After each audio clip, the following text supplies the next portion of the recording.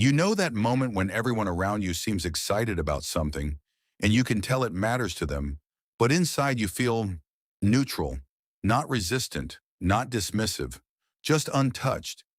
You nod along, maybe smile, maybe even listen with curiosity, but there's a quiet distance between their enthusiasm and your internal world.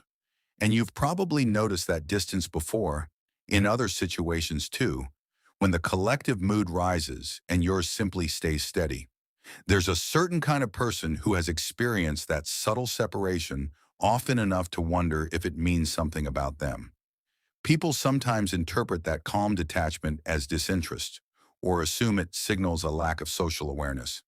But that interpretation skips over something important.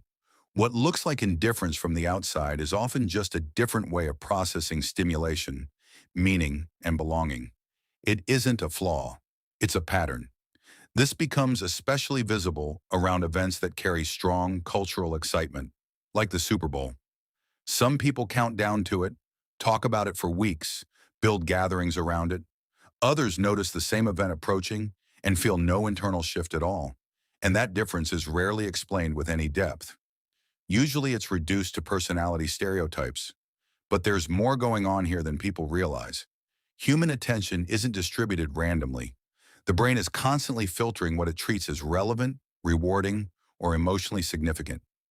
Neuroscience shows that motivation is shaped by dopamine pathways that respond to anticipation and shared excitement. For some individuals, large collective rituals activate those pathways strongly. The noise, the suspense, the sense of shared focus all signal importance to the nervous system. For others, those same signals don't register as especially meaningful. Their reward circuitry responds more to personal relevance than to cultural scale.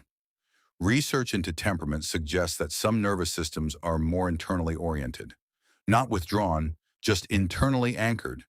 Instead of scanning the environment for cues about what matters, they tend to evaluate experiences based on whether something resonates personally.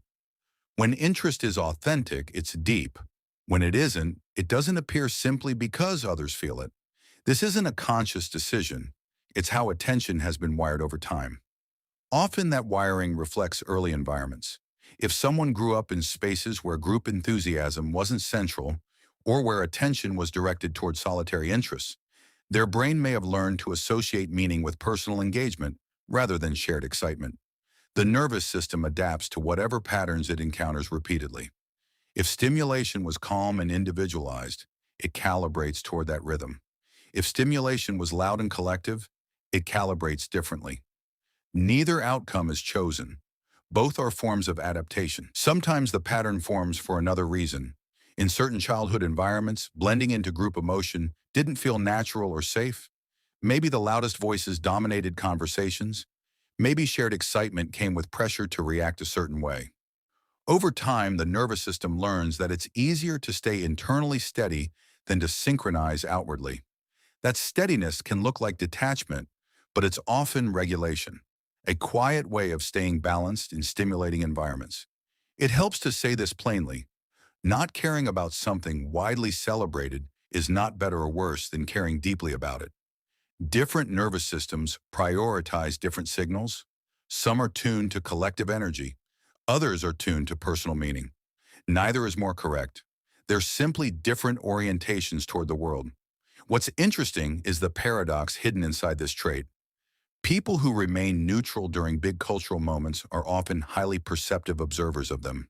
Because they're not swept into the emotion, they tend to notice details others miss. They see social dynamics, subtle shifts in tone, the way excitement moves through a crowd like weather. Their distance isn't disconnection, it's perspective.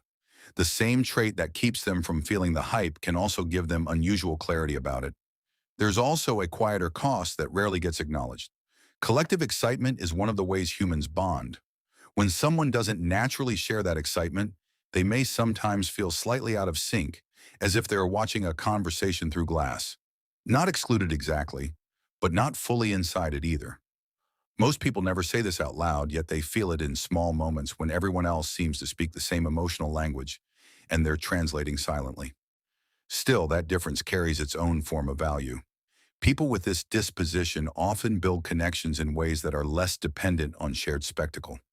They bond through conversation, through ideas, through humor, through depth. Their relationships tend to form in quieter spaces, where enthusiasm isn't measured by volume, but by sincerity. They may not light up at the same cultural cues, but they often show up with a steadiness that others find grounding. If you recognize yourself here, it might explain why you've never felt compelled to match the excitement around certain events, even when you understand why others enjoy them.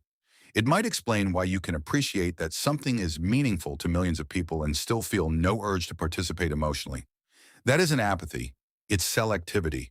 Your attention attaches where it finds genuine resonance, not where it's expected to. There's something quietly reassuring about understanding that. Realizing that your responses follow an internal logic, even if that logic is invisible to people who operate differently. Human minds vary far more than culture tends to acknowledge. Some are amplified by crowds, others become clearer and calm. Some are drawn toward spectacle, others toward subtlety. None of those tendencies indicate depth or lack of it. They simply reflect different ways of experiencing stimulation and meaning. You're not missing something essential because a widely celebrated event doesn't move you. You're responding exactly as a nervous system shaped by your history, temperament, and attention patterns would respond. And there's a kind of integrity in that. It means your interest isn't automatic. It's earned. It appears when something genuinely connects, not when it's socially prescribed. Most people go years assuming their reactions are random quirks, but often they're patterns with roots, shaped quietly over time. When you start to see those patterns, small pieces of yourself begin to make more sense. And sometimes that understanding changes how you interpret your own differences.